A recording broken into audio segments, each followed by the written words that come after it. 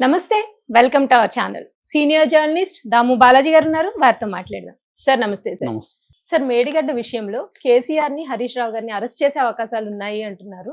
దాని గురించి మీరు ఏం చెప్తారు సార్? కేసీఆర్, హరీష్ రావు ఈరోజు హైకోర్టులో ఒక క్వాష్ పిటిషన్ వేశారు. ఈ క్వాష్ పిటిషన్ ఎందుకు వేశారు? క్వాష్ పిటిషన్ అంటే తమ మీద ఏదైనా కేసు ఉంటే ఆ కేసుని కొట్టి వేయడాన్ని క్వాష్ పిటిషన్ అంటారు.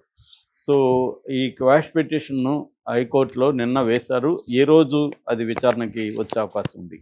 దీని నేపథ్యం ఏంటంటే మనకు తెలుసు, కాళేశ్వరం ప్రాజెక్టులో మేడిగడ్డ దగ్గర మొత్తం అది కుంగిపోయిందని, దాని మీద డే 1 నుంచి కూడా రేవంత్ రెడ్డి పోరాటం చేస్తున్నాడు. దాని మీద ఆల్రెడీ జడ్జి గారితో విచారణ కూడా జరిపించారు. విచారణ రిపోర్టు కూడా వచ్చింది. దాని మీద కూడా చర్య తీసుకునే అవకాశం ఉంది.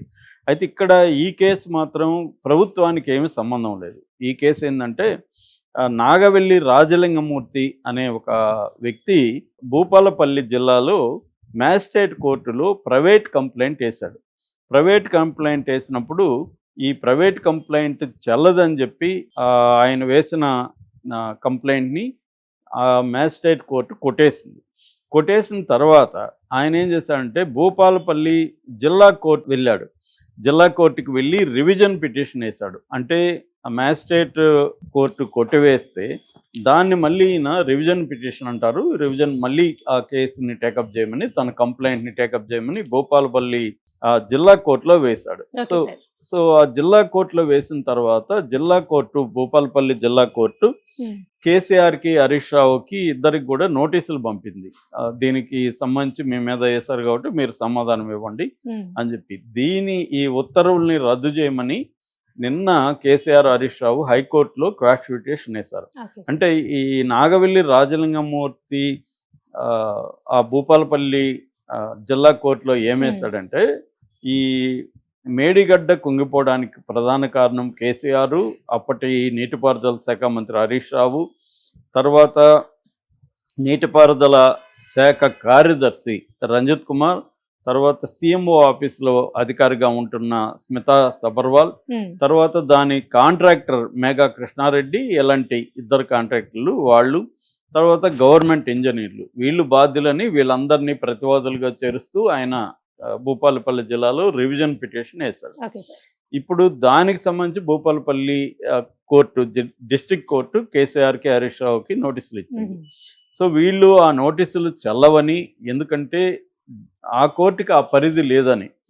ఎందుకు పరిధి లేదంటే, ఒకసారి మ్యాజిస్ట్రేట్ కోర్టు రిజెక్ట్ చేసింది కాబట్టి, ఆల్రెడీ రాజలింగమూర్తి ప్రైవేట్ కేసును రిజెక్ట్ చేసిన తర్వాత మళ్ళీ రివిజన్ పిటిషన్ని ఆమోదించే అధికారము భూపాలపల్లి కోర్టుకి, భూపాలపల్లి జిల్లా కోర్టుకి లేదు అనేది వీళ్ళ ఆర్గ్యుమెంట్. కాబట్టి లేదు, కాబట్టి అధికార పరిధి లేదు, కాబట్టి ఆ నోటీసుల్ని రద్దు చేయమని చెప్పండి, ఆ కేసును విత్డ్రా చేయమని మీరు ఆ జిల్లా కోర్టుని ఆదేశించండి ఇప్పుడు కోర్టుకి వెళ్ళారనమాట. ఒకవేళ కానీ హైకోర్టు కానీ వీళ్ళకి ఫేవర్గా క్వాష్ చేస్తే ఊరట లభించినట్టు.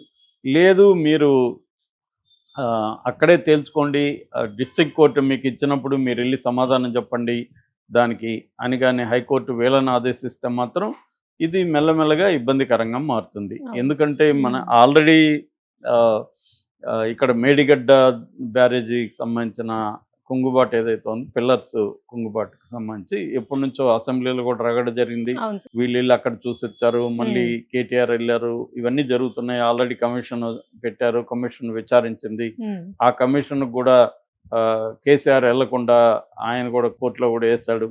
సో ఇలాగా జరుగుతుంది. అది అంటే రేవంత్ రెడ్డి ముందు నుంచి కూడా ఏంటంటే ఒక పద్ధతి ప్రకారం వెళ్తున్నట్టుగా కనబడుతుంది. అంటే ప్రత్యర్థులు లేకపోతే కేసీఆర్, కేటీఆర్, హరీష్ రావు, కవిత వీళ్ళ మీద చర్యలు తీసుకోవాలి, కానీ అది ఏదో ప్రతీకారంతో తీర్చుకున్నట్టుగా వెళితే మనకి అది బ్యాక్ ఫైర్ అవుతుంది. రేపు న్యాయస్థానాల్లో కూడా కష్టమవుతుంది. కాబట్టి వాటర్ టైట్ కేసుల్ని మనం పెట్టాలి, ఒకసారి చేస్తే పకడ్బందీగా ఉండాలి, అప్పుడు త్వరగా బెయిల్ రాదు, వాళ్ళకి కేసు కూడా గట్టిగా ఉంటుంది అన్నది రేవంత్ రెడ్డి మోడస్ ఆపరెండిగా కనిపిస్తుంది మనకి. మేబీ గతంలో జగన్ తప్పుల నుంచి, గతంలో ఇక్కడ కేసీఆర్ తప్పుల నుంచి ఆయన నేర్చుకొని ఉండొచ్చు. ఎందుకంటే ఎప్పుడైనా ఒక కేసు పెట్టాలంటే ఏ పద్ధతిలో పెట్టాలి ఏంటి అనేది తరువుగా డిస్కస్ చేసుకొని వెళ్తున్నాడు, తొందరపాటు లేకుండా. గతంలో కేసీఆర్ కానీ అటు జగన్ కానీ తొందరపాటుతో అరెస్టులు చేయించడం, అవును సార్. అర్ధరాత్రులు చేయించడం ఇవన్నీ చేశారు. అది రేవంత్ రెడ్డి చేయట్లేదు. ఒక జాగ్రత్తగా ప్లాన్ ప్రకారం వెళ్తున్నట్టు కనపడుతుంది. అందుకని 1 ఇయర్ అయిపోయినా కూడా ఇప్పటివరకు కేటీఆర్‌ని గాని, కేసీఆర్‌ని గాని, హరీష్ రావుని ఎవరిని అరెస్టుల వరకు వెళ్ళలేదు. కానీ అరెస్టుల వైపు వెళ్ళే దానికోసం ఏమేమి కావాలో అవన్నీ చేసుకుంటూ వస్తున్నాడు. డే 1 నుంచి కూడా చేసుకుంటూ వస్తున్నాడు. ఎలక్ట్రిసిటీకి సంబంధించిన కొనుగోలు విషయంలో కమిషన్ ఏశారు, దీంట్లో ఏశారు. మిగతా అదేంటి కోళ్ళు, గొర్రెలు స్కామ్‌లో వేశారు. ఇలాగ అన్నిట్లో కమిషన్లు వేయడం, కమిషన్ల రిపోర్ట్‌లు తెప్పించుకోవడం, రిపోర్ట్‌లు సబ్మిట్ చేసినాక వాటి బేస్ చేసుకొని కేసుని ఫైల్ చేయడం, ఇవన్నీ ప్లాన్డ్‌గా అవుతుంది. ఇక కేటీఆర్ విషయంలో అయితే ఆయన అప్పుడు మంత్రిగా ఉన్నాడు కాబట్టి గవర్నర్ దగ్గర ముందస్తు పర్మిషన్ తీసుకోవడం. ఎందుకంటే prevention of corruption act 17A amendment ప్రకారం మంత్రులు, సీఎంలు స్థాయిలో ఉన్న వాళ్ళని అరెస్ట్ చేయాలంటే ముందస్తుగా గవర్నర్ పర్మిషన్ అవసరం. అది చేయకపోవడమే జగన్కి ఇబ్బంది అయింది. అది కానీ జగన్ ముందస్తుగా చేస్తుంటే చంద్రబాబు కూడా గట్టిగా ఉండేది. అది ఇవాళ లేదా ఇప్పటికి కూడా సుప్రీంకోర్టులో ఉంది. అది ఇంకా సుప్రీంకోర్టు తేల్చలేదు. అంటే ఆ 17A చంద్రబాబుకి అప్లికబులా కాదనేది కూడా ఇంకా చేయలేదు. కానీ రేవంత్ రెడ్డి ఇటువంటి గతంలో జరిగిన వాటి నుంచి నేర్చుకొని జాగ్రత్తగా ఒక పద్ధతి ప్రకారం వెళ్తున్నాడు లీగల్గా. అంటే ఎక్కడ లీగల్గా కోర్టులను లేకపోతే చట్టాన్ని ధిక్కరించి వెళ్తున్నట్టు కాకుండా చట్ట ప్రకారం వెళ్తున్నాము, చట్టం తన పని తను చేసుకెళ్తుంది అన్న ఒక నెరేటివ్ని బిల్డప్ చేయడానికి కోసం రేవంత్ రెడ్డి ప్లాన్డ్గా వెళ్తున్నాడు. అట్లాగే ఇప్పుడు భూపాలపల్లి కూడా ఎవరో ఎందుకు వేస్తారు, ఈ రాజలింగమూర్తి కూడా కాంగ్రెస్ సంబంధించిన వ్యక్తి అయింటాడు గ్యారంటీగా. సో మామూలుగా ఇదొక మోడస్ ఆపరండి. అంటే మనకి ఆంధ్రప్రదేశ్లో కూడా ఇది చంద్రబాబు ఎక్కువ ఈ పని చేస్తుంటాడు. చంద్రబాబు ఏంటంటే జగన్ ప్రభుత్వం మీద గతంలో చేసినప్పుడు కానీ ఇప్పుడు కానీ ప్రైవేట్ కేసులు వేయించడం, ప్రైవేట్ వ్యక్తుల దగ్గర పోలీస్ స్టేషన్ల కేసులు పెట్టించడం. ఇప్పుడు మన ఆర్జీవీ వీళ్ళ మీద పెట్టిందంతా కూడా ఎవరు గవర్నమెంట్ పెట్టలేదు, ప్రైవేటు పెట్టిన వాళ్ళ కేసులే.